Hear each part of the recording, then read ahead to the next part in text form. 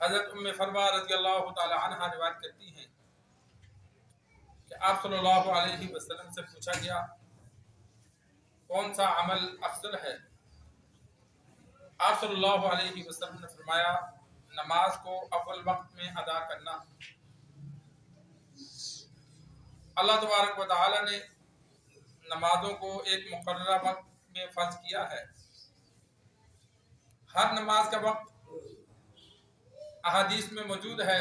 جبرائیل امین علیہ السلام سرکار دو عالم صلی اللہ علیہ وسلم کے پاس آئے۔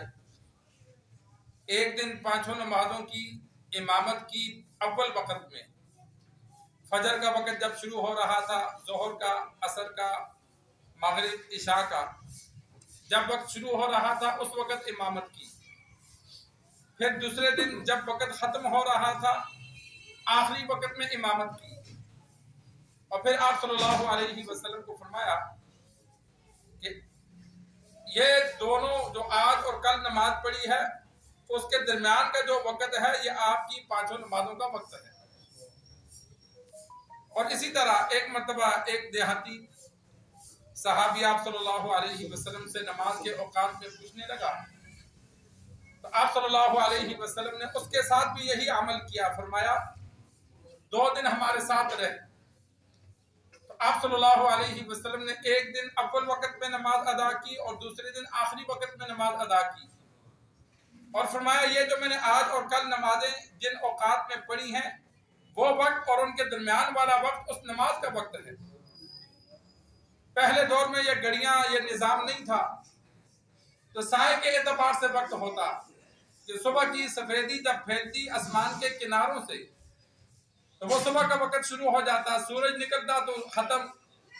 ظہر کے لیے زوال کا وقت یعنی سورج نکلنا اور سورج غروب ہونے کا جو درمیانی وقت ہے، یعنی جب سایہ مشرق کی جانب مڑنے لگے تو وہ ظہر کا وقت شروع ہو جائے گا۔ سایہ درخت کے 2 مثل ہو جائے تو عصر کا وقت شروع ہو جائے گا۔ سورج غروب ہو تو مغرب کا۔ غروب کے بعد آسمان پر سرخی ہوتی ہے، سفیدی پھر سرخی۔ جب وہ سرخی کناروں سے ختم ہو جائے تو پھر عشاء کا وقت شروع ہے، صبح کی نماز تک۔ لیکن آج کل تو یہ اوقات مقرر کر دیے گئے، کیلنڈر بن گئے عوام کی، مسلمانوں کی آسانی کے لیے، تو جو کیلنڈروں کے مطابق نماز کے اوقات ہیں انہی میں نماز ادا کی جائے۔ ان سے ہٹ کر اگر کوئی بندہ نماز ادا کرتا ہے، بعض لوگ مجبوری بیان کرتے ہیں، مولانا صاحب دفتر میں وقت نہیں ملتا، بڑی مصروفیت ہوتی ہے، رات کو چاروں اکٹھی پڑھ لیں۔ یا بعض دوسرے ممالک کے لوگ یہ سوال پوچھ لیتے ہیں کہ کفریہ ملک ہے، نماز پڑھنے کے لیے وقت نہیں ملتا، تو یہ غلط بات ہے۔ اسلام نے دنیاوی مجبوریوں کو بعد میں رکھا، فرائض کو اول رکھا۔ فرض نماز کا ادا کرنا یہ لازم ہے۔ روزی کے لیے جتنے بھی مجبوریاں ہیں ان کو چھوڑ دیا جائے گا، اس لیے کہ اللہ نے قرآن مجید میں فرمایا وَأْمُرْ أَهْلَكَ بِالصَّلَاةِ وَاصْطَبِرْ عَلَيْهَا لَا نَسْأَلُكَ رِزْقًا، کہ اپنی اولاد کو، گھر والوں کو نماز پر لگاؤ۔ اللہ نے فرمایا میں تم سے روزی نہیں مانگتا، نحن نرزقک، روزی ہم دیں گے۔ تو فرض پہلے ہے۔ اگر کوئی ایسی نوکری ہے جہاں 2 فرض 4 فرض پڑھنے کا بھی وقت نہیں ملتا تو وہ نوکری چھوڑ دو۔ ایسی نوکری تلاش کرو جس میں انسان فرض ادا کر سکے۔ 2 منٹ لگتے ہیں، 5 منٹ لگتے ہیں وضو کرنے میں، اور 3 منٹ لگتے ہیں 2 فرض پڑھنے میں، 5 منٹ لگتے ہیں 4 فرض پڑھنے میں۔ اگر جماعت مسجد قریب نہیں ہے، جماعت سے نہیں پڑھی جا سکتی تو وہیں جائے نماز ڈال کر انسان پڑھ لے، نماز ادا کرے۔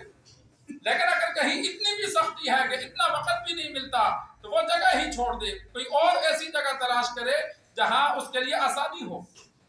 اور جب نماز کے لیے انسان روزگار چھوڑتا ہے تو اللہ کا وعدہ ہے اللہ اس سے بہتر عطا کرتا ہے۔ یہ نماز 1 وقت کو، 2 وقت کو، 3 وقت کو جمع کرنا کہ شام کو اکٹھی پڑھ لیں گے، نماز قضا کرنے کا گناہ ہوگا۔ عذر کے بغیر ایک نماز کو چھوڑ دینا سخت گناہ ہے۔ تو اب انسان کوئی بھی مسئلہ پوچھے تو اس کو بتا دیا جائے کہ نمازوں کے اوقات مقرر ہیں، وہ وقت گزر گیا تو وہ نماز قضا ہو گئی، وہ گناہ ہو گیا۔ کسی بھی دنیا کی وجہ سے چھوڑیں گے تو وہ انسان گناہگار ہے، بعد میں ادا کر بھی لے تو پھر بھی گناہ کچھ باقی رہتا ہے۔